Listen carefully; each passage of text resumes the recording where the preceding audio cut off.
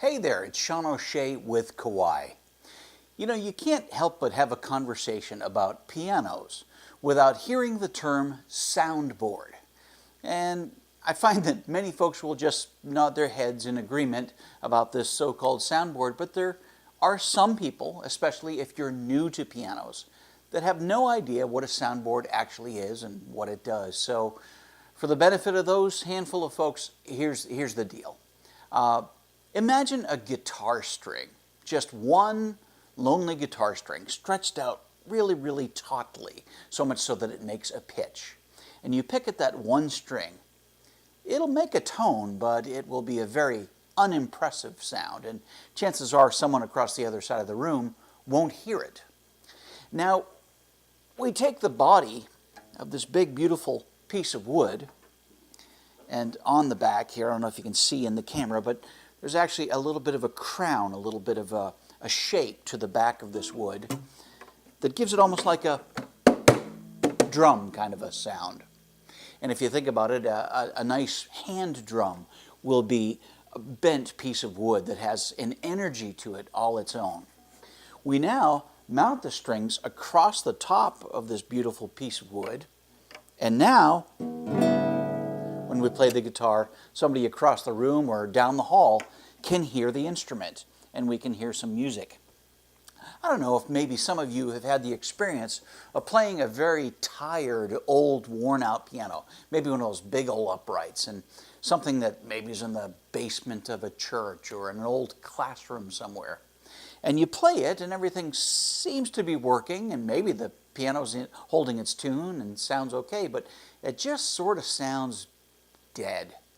There's a number of things that could be contributing to that, but typically a major factor is a collapse of the soundboard. The soundboard loses its crown, its energy-producing shape. And then you're talking about a major rehab of that particular piano, a reconstruction, a rebuilding, and you have to determine whether or not financially that makes good sense. So in short, the hammers come up and they strike a string, the strings vibrate, but it's the energy of that piece of wood under there called the soundboard that really gives the warmth and the character and the projection of the tone of the piano. My whole point in bringing this up is that we now have a whole category of pianos called hybrid. And what makes Kawai pianos so unique is that we offer a soundboard speaker system. See, typically we go through all the trouble of recording all the nuances of a grand piano sound and then have that sound play back through speakers. And don't get me wrong, some of those speakers are really good. But it's still not quite the same experience of having a whole piece of wood in front of you vibrating.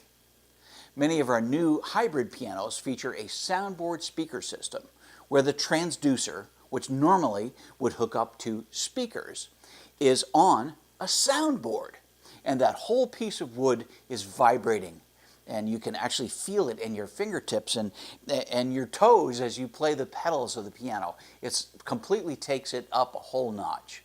So if you're in the market by chance for a digital piano and you want the best of both worlds by having nice wooden keys and a soundboard speaker system that make it as acoustic piano-like as possible, check out Kawai's hybrid pianos with the soundboard speaker system. It's amazing.